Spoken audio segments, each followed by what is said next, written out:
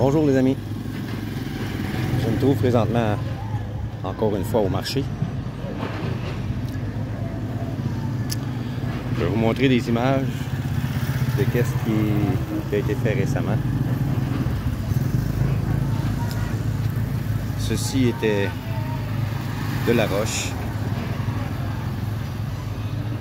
Tout a été cimenté pour les gens qui vendent un peu de tout, vêtements, outils, vaisselle, sous des chapiteaux de ce genre-là. Il y en a partout, là, il y en a en arrière là-bas, en arrière du bâtiment ici, un peu, pas beaucoup parce que c'est le port qui est là. Il y a un endroit où les pêcheurs viennent accoster pour débarquer et vendre leurs marchandises. Ça, bien sûr, c'est l'extérieur du marché public couvert. Puis à l'intérieur, il y a des vendeurs de fruits, légumes, poissons, viande.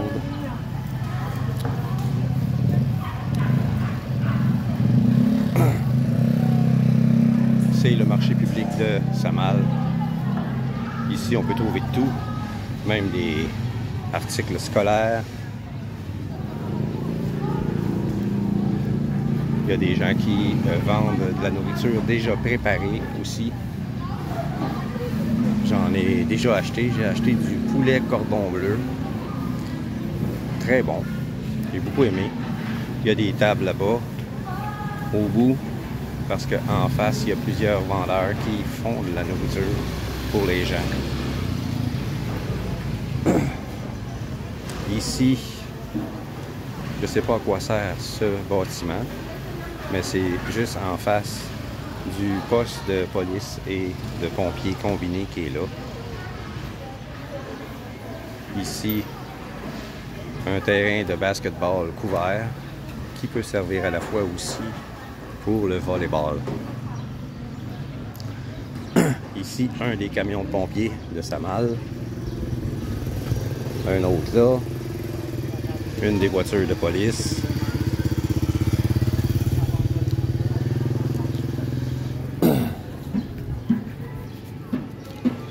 Je vais essayer de trouver de l'ombre pour faire mon vlog d'aujourd'hui.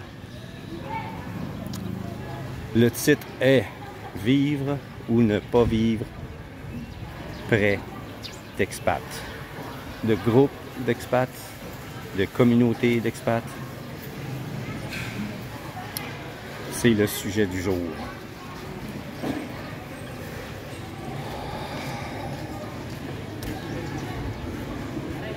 J'ai vu beaucoup de vlogs à ce sujet. Beaucoup d'expats font des vlogs à ce propos-là. Les avis sont différents. Je vais en discuter de différents avis en vous donnant le mien en particulier. Vous en faites ce que vous voulez. Moi, c'est mon avis, c'est mon sentiment, mon ressenti.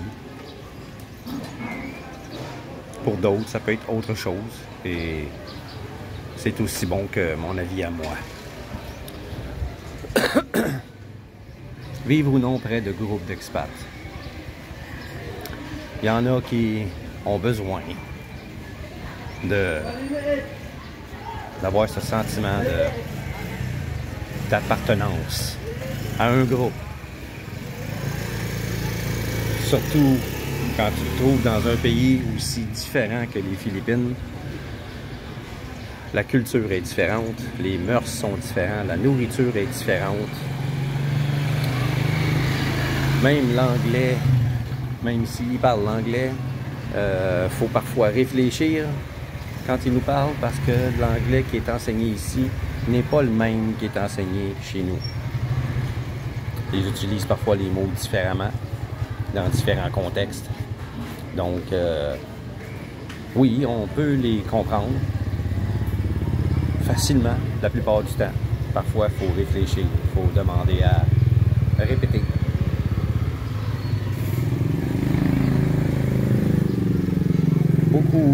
d'expats vivent dans le sud des Philippines.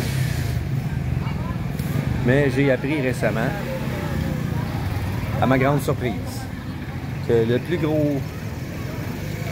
nombre d'expats qui vivent aux Philippines, c'est dans la région de Manille. Ça m'a surpris. Parce que la plupart des vlogueurs, la grosse majorité des vlogueurs expatriés aux Philippines se trouvent dans le sud.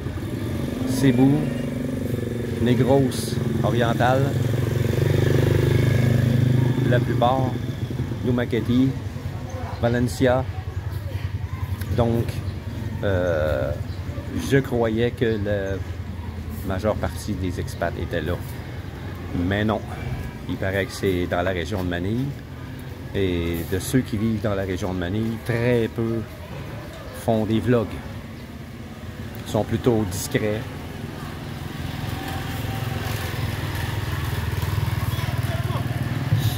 Mais quand même, certains d'entre eux font partie de groupes d'expats qui existent dans la région ici.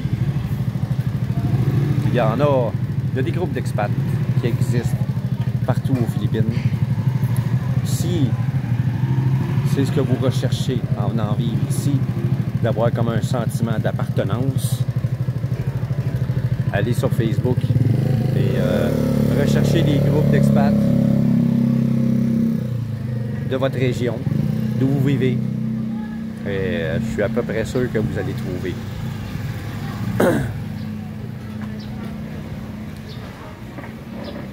Comme je disais, beaucoup d'expats veulent appartenir à un groupe, ont besoin de ce sentiment d'appartenance et d'échanger avec des personnes qui vont parler les mêmes sujets qu'eux, les mêmes préoccupations. Oui, c'est respectable, bien sûr, je respecte ça. Pour certains qui vivent peut-être dans la région de Manille, c'est probablement une bonne idée pour ces gens-là. Mais avec tous les vlogs que je vois récemment à propos de Dumaguete, il y a là-bas des expats qui font des problèmes aux autres expats. Par jalousie, mesquinerie, simplement par manque d'intelligence. Pas toutes les lumières qui viennent vivre ici. C'est comme partout ailleurs. Ici comme ailleurs dans le monde, il y en a des épais, des idiots,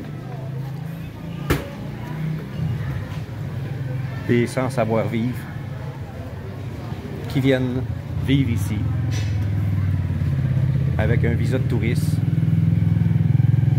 Probablement qu'ils ont un dossier criminel dans leur pays, mais vu qu'ils sont ici seulement en touristes, ils ne sont pas obligés de prouver qu'ils sont clean. Beaucoup d'entre eux viennent vivre ici avec un visa de touriste expressément à cause de ça. Ils ont un passé criminel. Donc ils peuvent être un danger pour les autres expats, ils peuvent être aussi un danger pour les locaux. Donc, si vous comptez aller vous installer dans ce coin, Cebu, Dumaguete, Valencia, faites attention. Soyez low profile, mêlez-vous pas des affaires des autres et choisissez avec précaution les groupes auxquels vous allez adhérer. Parce que ça pourrait vous gâcher la vie pour un certain temps. Le temps que vous vous rendiez compte que ce groupe-là n'est pas fait pour vous et le quitter et dire pourquoi je le quitte. Créer des drames. Donc, soyez prudents. Dans la région de Manille, j'ai pas entendu parler qu'il y a eu des troubles à cause des expats parce que beaucoup des expatriés ici, dans la région de Manille, Batahan aussi, sont mariés. Même les autres provinces plus au nord, certains sont mariés et font la demande du visa 13A, le spousal visa. Pour l'obtenir, il faut montrer patte blanche, que tu as assez d'argent pour faire vivre ta femme, que tu as un passé criminel vierge, que tu n'es pas malade, tu n'as pas une maladie qui pourrait causer des problèmes au système de santé. Donc, il y a beaucoup de papiers que tu dois fournir pour obtenir ce visa-là. Donc, la plupart qui vivent ici viennent ici pour bien finir leur jour avec une femme qui va les aimer, tout simplement. J'ai rencontré un expat à Oranie, la ville voisine d'où je vis en ce moment, un Américain qui voulait que j'adhère à leur groupe d'expatriés. J'ai parlé avec lui, je l'ai écouté, et puis je n'adhère pas à sa philosophie. Pas parce que c'est une personne méchante, non, non, mais c'est parce que c'est sa perception matérialiste, nord-américaine, possédée.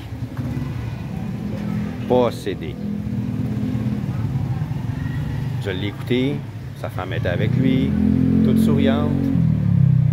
Il possède 3 terres, une à Pampanga, une à Oranie, une autre à Cavité, et il pense s'en acheter une autre. Et se promener d'une à l'autre.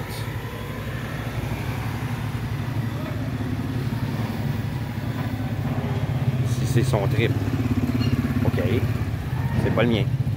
Et j'ai pas envie d'entrer dans ce groupe-là pour me faire dire à tout moment les vantardises de leur possession. Ce que je suis venu faire ici, c'est vivre mon rêve, avoir une terre assez grande pour avoir un grand jardin, des poules. Je vais me faire un petit bassin de poissons d'élevage, fish pond qu'ils appellent ici. Je vais élever des poulets 45 jours pour la chair, pour les vendre aussi. Mon jardin va être assez gros pour me fournir en nourriture et vendre le surplus. Les arbres fruitiers que je vais planter ou qui sont déjà sur la terre que je vais acheter vont me nourrir et je vais vendre l'extra pour tout simplement payer les taxes annuelles de la terre. J'aurai pas de taxes à payer sur la maison puisque ce sera une maison un étage seulement et une maison traditionnelle en briques, en grosses briques, les hollow briques qu'ils appellent. Même pas fermé, le toit est même pas fermé. On va vous donner un exemple de bâtiment. Ce bâtiment-là, le toit est complètement fermé avec le mur de la maison. La maison que je vais construire ne sera pas comme ça. Il n'y a pas de fermeture en haut du toit. Vous voyez, celui-là, il est fermé. Celle que je veux, moi, ne sera pas comme ça. C'est une maison en hollow brick traditionnelle qui n'aura pas de fermeture en haut. Donc, j'aurai pas de taxes à payer sur la maison parce qu'elle est comme ça.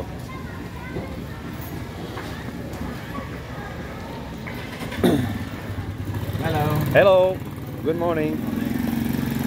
Bien sûr, il y a des maringouins, mais j'ai vécu 2 mois à Mindoro dans une maison comme celle-là. Puis quand je me suis fait piquer, c'était pas en dormant.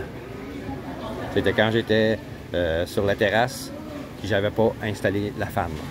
Si tu installes une fan quand tu dors, les maringouins ne te piquent pas. Ils sont pas capables de se poser. Sur la terrasse, j'avais oublié d'installer la fan. J'ai été installé devant mon laptop, puis je me suis fait piquer 3 fois. Puis j'ai rien senti. Les maringouins ici sont pas comme chez nous. Ils sont tout petits. On les entend pas voler. On fait seulement les voir si on est chanceux. S'ils volent auprès du sol, on les voit pas. Donc, toujours utiliser une fan. Puis je me suis jamais fait piquer en allant me promener, que ce soit près de la mer ou en montagne. Je me suis jamais fait piquer.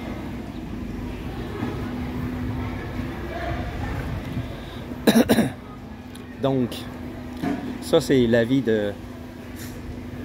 Pour revenir à mon sujet, c'est l'avis de certains qui ont besoin de groupes d'expats pour avoir un lien d'appartenance à un groupe. Ce n'est pas mon avis. Je suis venu ici pour avoir la paix. Mon avis personnel est que je n'ai pas envie d'avoir de contact fréquent avec des expats. Où j'étais, dans la municipalité de Pinamalayan, il y avait dans la ville de Pinamalayan, dans le barangay où j'étais, Lumambayan, 2 expats. Un Canadien fin soixantaine que je ne voyais jamais, même s'il habitait à 5 minutes à pied de chez moi. Il habitait autour du terrain de basketball. J'allais au terrain de basketball 3-4 fois par semaine parce que ma blonde jouait au volleyball là. Oui, hein? Et je ne l'ai jamais vu. J'ai vu sa femme une seule fois. Sa femme est dans la quarantaine. Lui, je ne l'ai jamais vu. Il y a un autre expat qui vient d'Ouganda, qui habite dans l'autre direction, à peu près à 10 minutes à pied. Sa femme vient parfois dans le petit centre-ville, si vous voulez, du barangay, pour faire des achats ou pour voir des amis ou de la famille qui habitent là. J'ai vu son fils à ce monsieur, mais lui, je ne l'ai jamais vu. Paraît-il qu'il devait venir au mois de mars, selon sa femme. Il demeurerait 1 mois en vacances là et repartirait dans son pays. Parce que c'est pas un retraité, c'est un homme dans la début quarantaine qui travaille toujours. Donc, il ne peut pas s'éloigner trop longtemps de son pays pour l'instant. Mais il a acheté une maison, il a payé, il a fait construire une maison sur un petit lot pour sa femme et son fils. Et il leur envoie de l'argent régulièrement. J'en ai vu un autre, mais qui n'est pas de notre barangay. Il est venu seulement pour acheter une maison qui était à vendre. Un autre qui a de l'argent, puis qu'il a payé trop cher pour la maison. Mais, par contre, cette maison est fermée, comme le bâtiment que je vous ai montré plus tôt. Plus grosse que les maisons environnantes. Mais je crois pas que ça valait 1 million de pesos. C'est le prix qu'il a payé pour la maison. Je crois pas que ça vaut ça. Une maison de ce type-là, du type que moi je veux, ça vaut déjà fait à peu près 300 000 pesos. Si je la fais construire, ça va coûter moins. Parce que je vais devoir la finir moi-même. Donc, elle va coûter moins cher. Ça peut me coûter des environs de 200 000 pour avoir une maison, 3 chambres à coucher. avec 2 terrasses, une en avant, une en arrière. Un espace de garage, un carport, pas un espace de garage, mais un carport pour mettre mon véhicule à l'abri du soleil. Ça devrait coûter environ 200 000 dans cette région-là. Ailleurs, ça va coûter plus cher, c'est sûr. Mais dans cette région-là, ça devrait coûter dans les environs de 200 000. Donc, le gars qui a payé 1 million pour la maison, je crois pas que ça valait ça. Mais lui, de l'argent, c'est un Américain, s'en fout. Payer 1 million pour ça. 1 million, c'est quoi? Moins de 20 000 piastres américains. 20 000 piastres américains, c'est 1 200 000 pesos. 20 millions. 20 000 américains. Donc, lui, il a payé 1 million, il a payé quelque chose comme quoi? 18 000 piastres américains. 20 000 piastres américains équivaut à peu près à 27 300 canadiens. Donc, lui, il s'en foutait. Il a payé ça, puis that's it. Il est venu en moto avec sa femme. Sa femme avait un scooter, puis lui, une belle grosse moto 400cc. Mais je ne l'ai pas revu après ça. Je sais pas si c'est elle qui va vivre dedans, ou si c'est sa famille à elle, ou lui. Je ne sais pas. Je ne l'ai jamais revu. J'ai posé des questions à ma blonde. Elle a dit non, moi non plus, je ne l'ai jamais revu. On n'a pas entendu parler non plus. Qu'est-ce qui va arriver avec cette maison-là? Quand est-ce qu'il va venir s'installer dedans ou quoi? C'est la raison pour laquelle je ne veux pas vivre près de beaucoup d'expats. J'aime pas cette mentalité de possession, cette mentalité de matérialisme. Moi, je viens ici, comme j'ai dit, pour avoir une terre, en vivre, y vivre et en vivre. Et avoir l'opportunité d'aller pêcher où je veux, aller à la plage si je veux, faire ma sieste l'après-midi. J'ai commencé à y prendre goût. Ici, dans Samal, je le fais pas parce que beaucoup de gens le font pas autour et ils sont bruyants. Mais dans Mindoro, parfois j'y ai pris goût.